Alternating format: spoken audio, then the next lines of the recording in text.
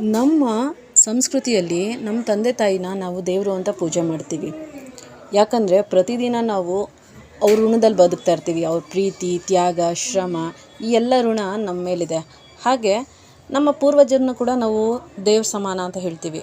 ಯಾಕಂದರೆ ಈಗ ಎಷ್ಟೋ ಮನೆಗಳಲ್ಲಿ ತೀರೋಗಿರೋರಿಗೆ ವರ್ಷ ಪೂಜೆ ಮಾಡ್ತೀವಿ. ಯಾತಕ್ಕೋಸ್ಕರ ಮಾಡಬೇಕು ಅಂತಂದರೆ ಅದಕ್ಕೆ ಮುಖ್ಯ ಕಾರಣ ಅವರಲ್ಲಿ ನಾವು DNA ಟ್ರಾನ್ಸ್ಫರ್ ಮಾಡ್ಕೊಂಡಿರ್ತೀವಿ.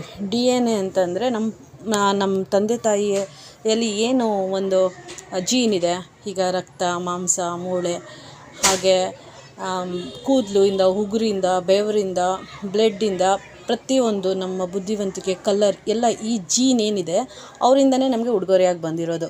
ಇದನ್ನೆಲ್ಲ ನಾವು ಪ್ರತಿದಿನ ಅವರ ಋಣದಲ್ಲೇ ಬದುಕ್ತಾ ಇದ್ದೀವಿ. ಅವ್ರ ಜೀನ್ ನಮಗೆ ಬಂದಿರೋದ್ರಿಂದ ಆ ಒಂದು ಉಡುಗೊರೆನಲ್ಲೇ ನಮ್ಮ ಜೀವನ ಮಾಡ್ತಾಯಿದ್ದೀವಿ. ನಾವು ಬದುಕಿರೋವರೆಗೂ ನಾವು ಅವ್ರ ಋಣ ತೀರ್ಸೋಕ್ಕಾಗೋದಿಲ್ಲ.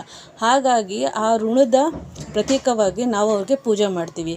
ಇದಕ್ಕೋಸ್ಕರನೇ ತಂದೆ ತಾಯಿ ಹಾಗೂ ನಮ್ಮ ಪೂರ್ವಜರನ್ನ ನಾವು ದೇವರು ಅಂತ ಪೂಜೆ ಮಾಡ್ತೀವಿ.